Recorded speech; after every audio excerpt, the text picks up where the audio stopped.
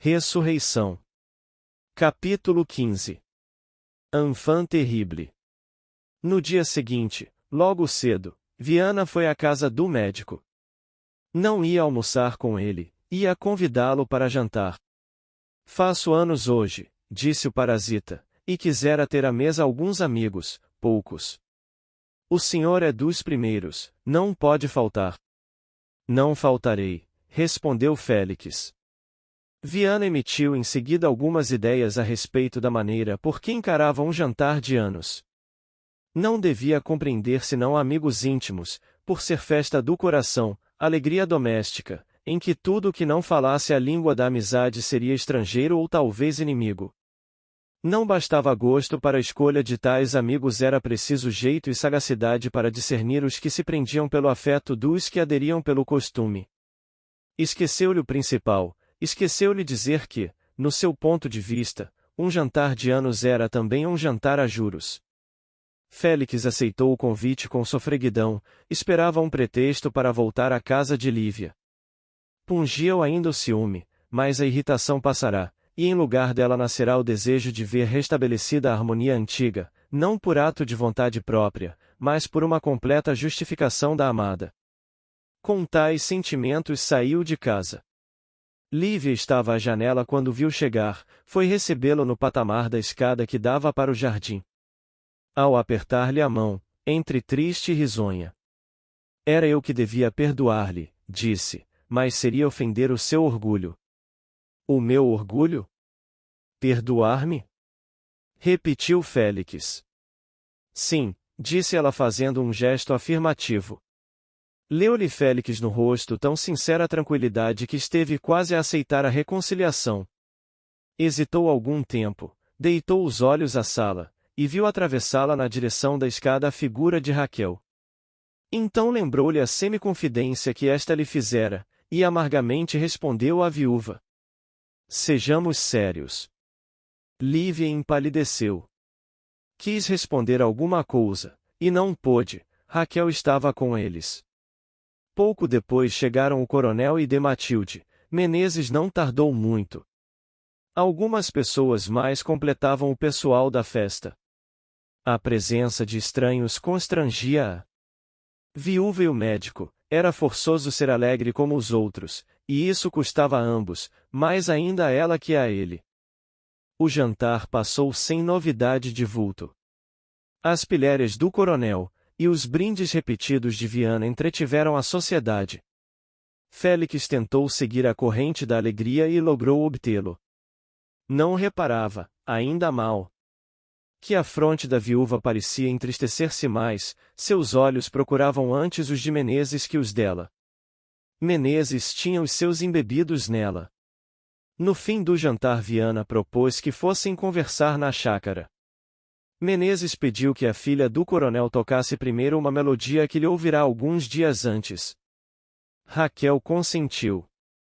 A melodia era extremamente melancólica, e Raquel tocava-a com alma.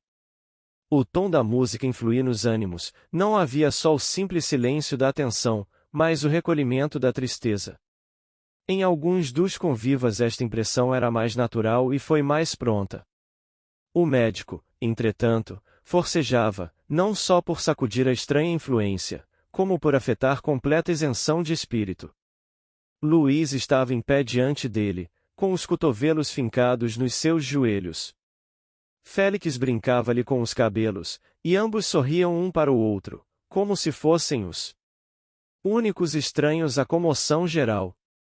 Ora, no meio do absoluto silêncio da sala, apenas interrompido pelas notas soltas e magoadas que os dedos de Raquel tiravam do piano, o filhinho de Lívia fez esta singela pergunta ao médico. Por que é que o senhor não se casa com mamãe? Lívia estremeceu. Raquel cessou de tocar e volveu rapidamente a cabeça para o grupo donde partirá a voz. Dos outros convivas uns sorriam da inocente indiscrição do menino, outros observavam a viúva, ninguém reparava em Raquel. A filha do coronel deixou imediatamente o piano. Viana lembrou então o passeio da chácara. Todos aceitaram o alvitre e saíram da sala.